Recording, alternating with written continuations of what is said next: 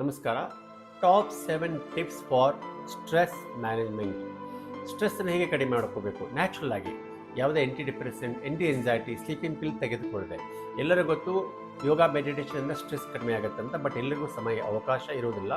ಹೀಗಾಗಿ number 1 tips stress ಕಡಿಮೆ ಮಾಡಿಕೊಳ್ಳೋಕ್ಕೆ ನೀವು ಇಲ್ಲಿ ಪ್ರತಿ ದಿವಸ ಪ್ಲಮ್ ಬಸ್ಮಿಂದ ಅಥವಾ ಈ ಥರ ಟ್ಯಾಪ್ ಮಾಡೋದ್ರಿಂದ ಕೂಡ ಸ್ಟ್ರೆಸ್ಸನ್ನು ಕಡಿಮೆ ಮಾಡ್ಕೋಬೋದು. ನಂಬರ್ 1.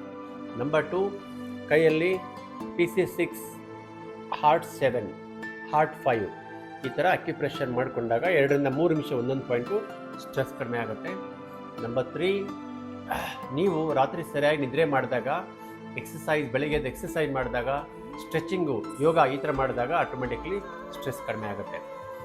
ನೆಕ್ಸ್ಟ್ ಟಿಪ್ಪು, ನೀವು ಅನ್ನೆಸೆಸರಿ ಪ್ರತಿ ವಿಷಯಕ್ಕೂ ಸೀರಿಯಸ್ ಆಗಿ ತೆಗೆದುಕೊಂಡಾಗ ಸ್ಟ್ರೆಸ್ ಜಾಸ್ತಿ ಆಗುತ್ತೆ. You should develop thick skin.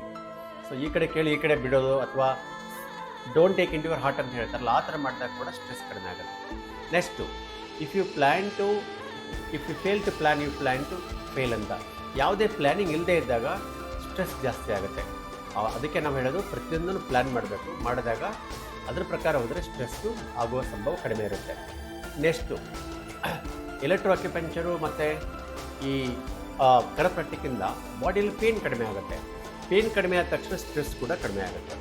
So next, unnecessary argument, unnecessary ವಾದ ವಿವಾದಗಳನ್ನ ಅವಾಯ್ಡ್ ಮಾಡಿ. ಫೋನಲ್ಲಿ ನಿಮ್ಗೆ ಯಾರಾದರೂ ಫೋನಲ್ಲಿ ಬೈದಾಗ, ಅವ್ರ ಜೊತೆ ವಾದ ಮಾಡಿದಾಗ ಸ್ಟ್ರೆಸ್ ಜಾಸ್ತಿ ಆಗೋದ್ರಿಂದ ನೀವು ಅದನ್ನು ಅವಾಯ್ಡ್ ಮಾಡೋಕ್ಕೆ ಫೋನನ್ನು ಸೈಲೆಂಟಾಗಿ ಇಟ್ಬಿಡಿ. ಅವ್ರ ಜೊತೆ ಮಾತಾಡಬೇಡಿ, ಪೋಸ್ಟ್ಪೋನ್ ಮಾಡಿ ಅದನ್ನು. ಹೀಗಾಗಿ ಸ್ಟ್ರೆಸ್ ಕೂಡ ಕಡಿಮೆ ಮಾಡ್ಕೋಬೋದು.